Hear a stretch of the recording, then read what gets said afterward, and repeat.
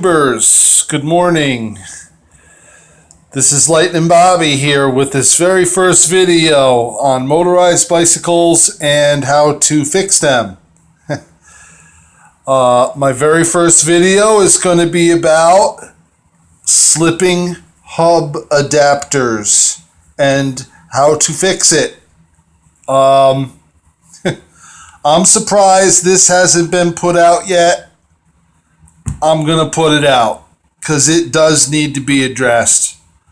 What I'm holding here in my hand is a diagram of your hub adapter. What it probably most likely looks like. Here we have your hub, and here we have the clamp part of your hub adapter.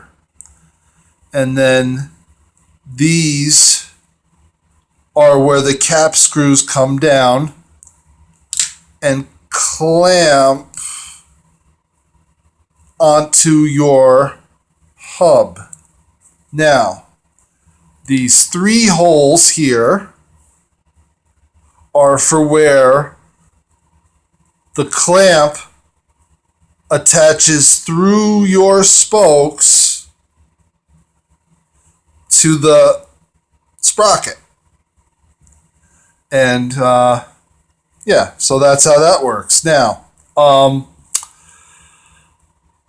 problems is that people take these right out of the box, just like I did, fully expecting plug and play, and I'm gonna clamp this clamp onto my hub, pretty as you please. I see how it works, and I'm gonna attach the sprocket of whatever size I like to my clamp, and life is gonna be great, and I'm gonna have all the benefits of a hub adapter, and my spokes are gonna live for a lot longer, and done right, that's exactly what will happen.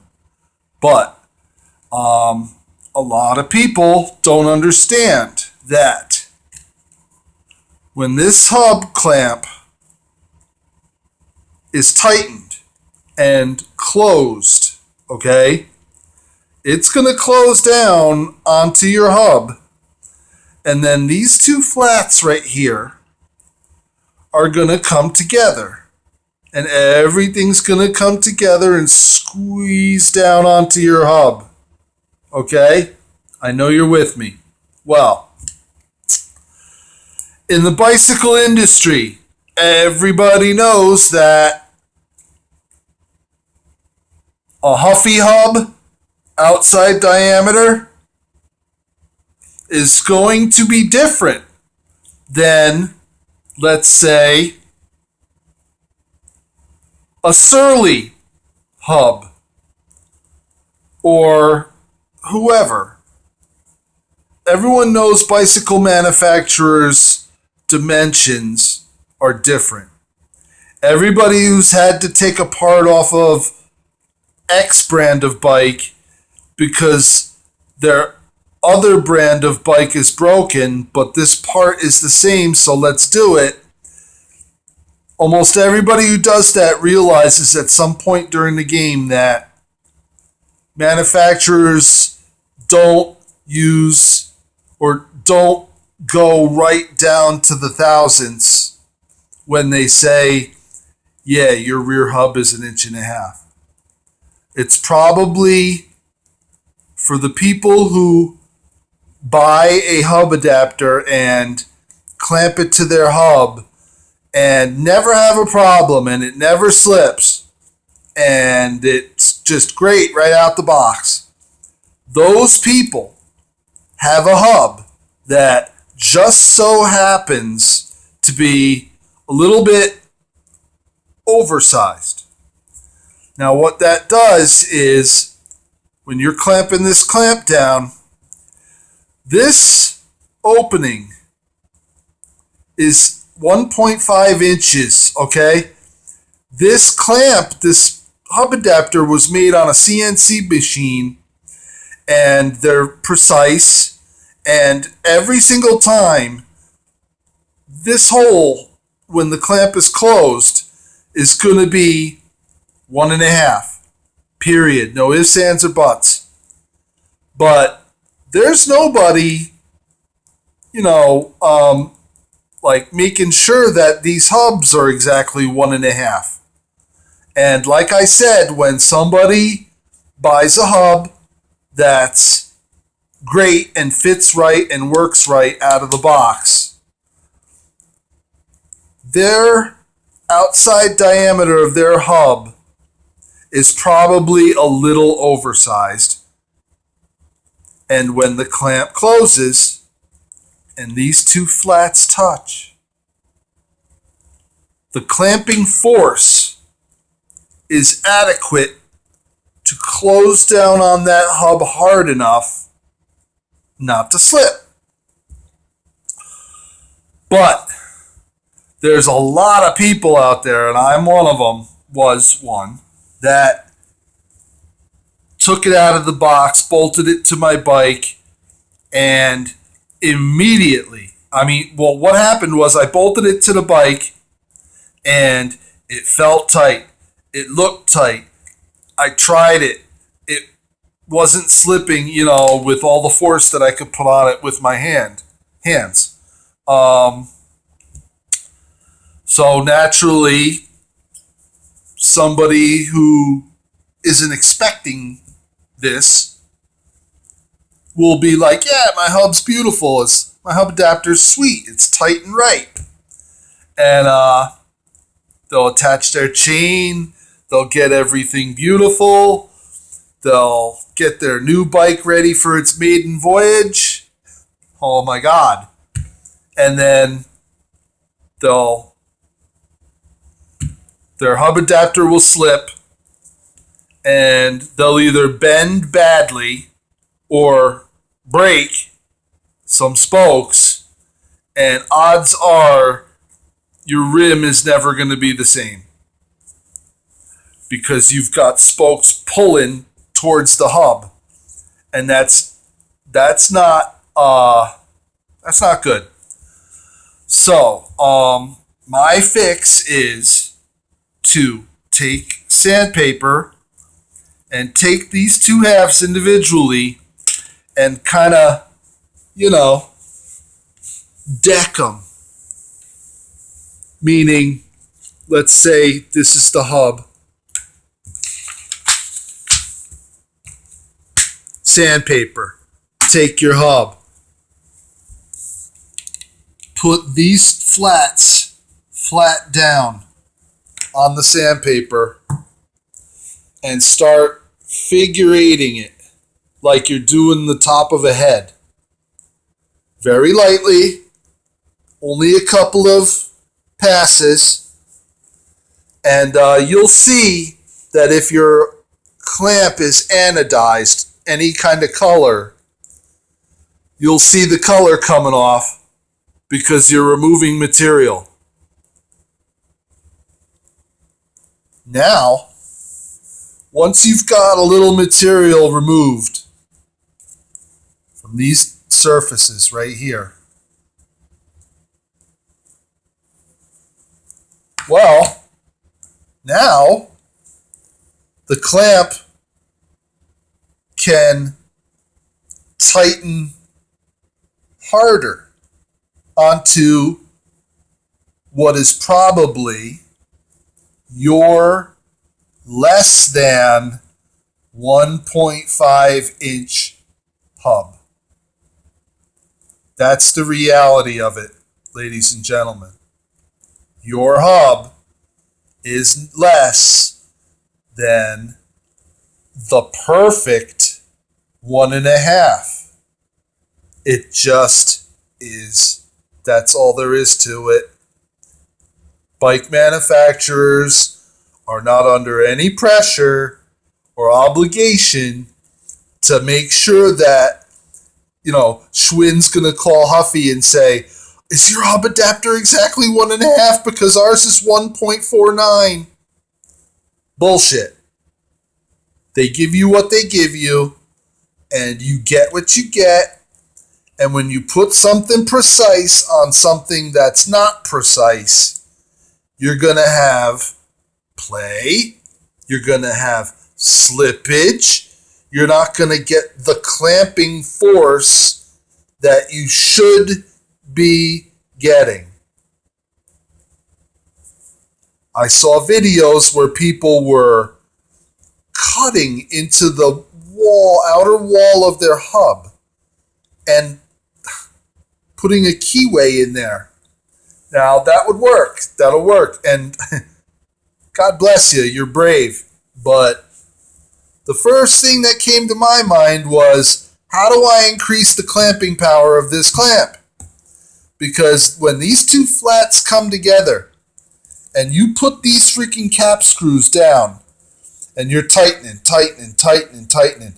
Now it's tight on the hub, and now, it's starting to get hard to tighten them. They're getting tight, okay?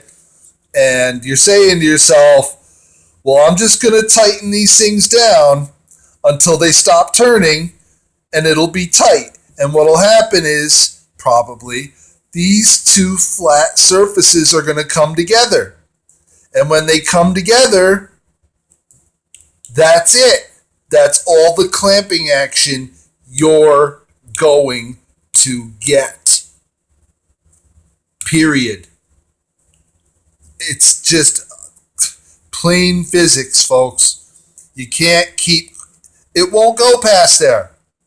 You have to remove some of that material.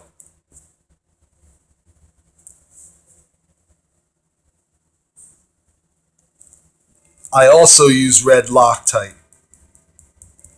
The only drawback with red Loctite is, well, there might be two drawbacks. A, you gotta have heat to take it off, and I'm not expecting to take this hub adapter off of this hub anytime soon. B is, when you're assembling it, you have to put the Loctite, underneath it and smear it all around and everything. And what happens is it grabs pretty quick. I mean, if it's warm outside and you're working with red Loctite, you got to have all your stuff right next to you on the bench and have everything all laid out, because you got to be able to just grab and put. Because if you got to go, oh shit, I got to go back to the barn and get my bolts and then come back, the Loctite's going to be hardened. And now what happens is it gets sticky. And when it grabs, it's like crazy glue for metal. And when it grabs, it grabs. And now you're not going to get your in and out kind of, adjustment on the hub. It's not going to slide. It's not going to slide. It's not going to slide in and out anymore because Loctite's got it stuck. So what you do is put the Loctite on, or before you put the Loctite on, dry assemble, get a dead reckoning of where you're going to have and where you're going to want things. If you want, mark it. If you got a good memory, just memorize where that sprocket's got to lay or ride, and then do the wet assembly with the Loctite. And then clamp, boom. When I went about this, I bought mine out of the box thinking it could slip, but I want to see if I'm one of the lucky ones. I just wanted to see. And sure enough, immediate slippage right out of the box. Not major, because I was on it like a hawk, and I was kind of expecting it. So I just immediately took it off. I immediately went and bought some permanent strength red Loctite, not the other kind. There's high strength red, and there's permanent strength red. 2, get the perma strength. And I put mine together. I put it back on the bike. 0 slippage. And a week later, I stopped being gentle with it. And I started, putting real shock on it. And, repeated shocks like bang, bang, bang, bang. That's worse than just one bang. When it's like bang, bang, bang, bang, bang, bang, bang, that'll separate stuff. And it's not slipping anymore. So now I'm sharing it with the world. This is going to be the first video. I think I'm going to start a channel about, fixes for bikes that people are having a hard time with. Another thing I did before I go is that these bolts are whatever length, and what could happen is the bolt could bottom out in the clamp. So in addition to sanding these flats, you might want to shave off, and you should shave off, like 1/8 of an inch off the length of the bolt. Just zap off a little 1/8 inch on both of them, just to be absolutely positive that they're not bottoming out. And I did that. And I don't know if that was, what was causing the problem the first time, or if it was just these two coming together before this can clamp down hard enough. Okay? I hope that helped you. Because if I had this video, and I know that there's other people out there that if they had this video right off the bat, they would not have ruined their wheel. And if I can get one person to not ruin their wheel, then this is a win. Okay?